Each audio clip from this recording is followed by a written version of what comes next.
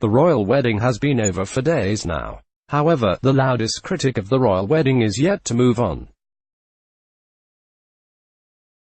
Indeed, we're very sorry readers, but it's time to once again talk about Samantha Markle. The half-sister of Meghan Markle, aka the Duchess of Sussex, Samantha is 17 years older than her more famous and far more classy sibling. The two share a father, but did not grow up in the same household and barely know each other.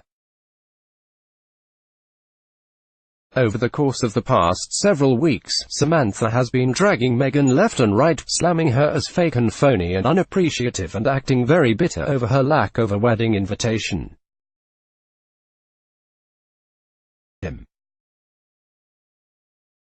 We really can't figure out why Meghan didn't invite her, can you, after actually watching her sister get married, though, and after especially listening to Bishop Michael Curry's impassioned sermon about love, Samantha appeared to have a change of heart. Kind of. I watched the bishop talk about love and unity and forgiveness, and I hoped it would strike a chord within Meghan, she said earlier this week, still clearly blaming Meghan for the rift and adding, if that was real and if I were to define a principle to all of this, then it would be that we all just work for a peaceful resolution and reunion as a family. I feel a religious and moral obligation to be open to her and not be vindictive or isolating a hurt. You can guess how long this open attitude lasted probably, can't you?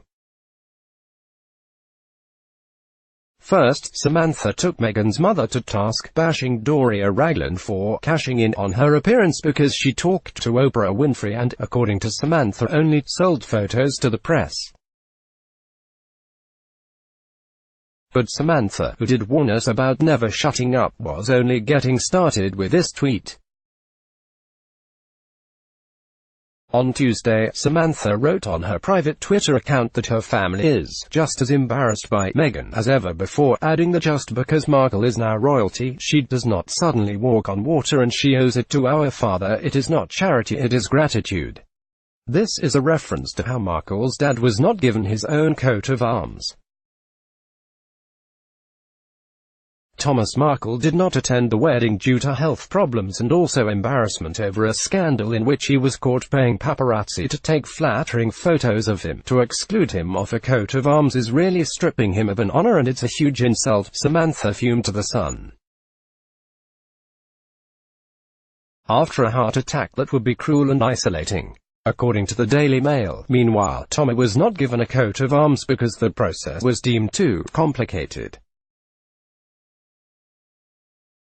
It entails finding proof that the family had an ancestor who was a subject of the crown.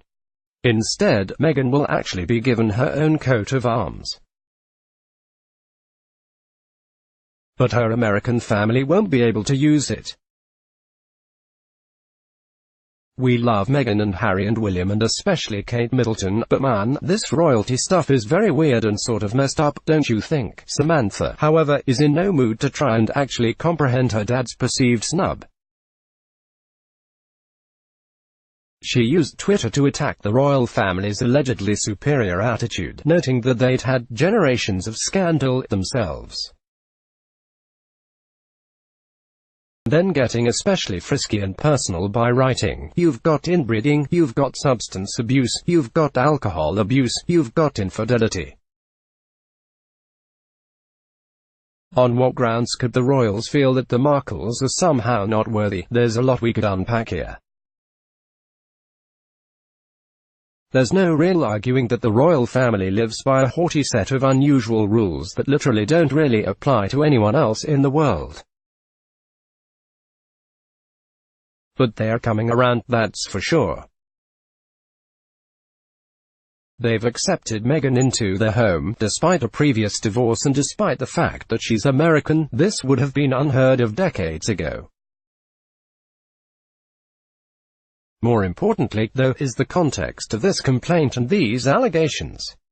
They come from someone who is working on a book about her toxic relationship with her estranged half-sister, and it will be titled The Diary of Princess Push's Sister. Samantha Markle really needs to go away.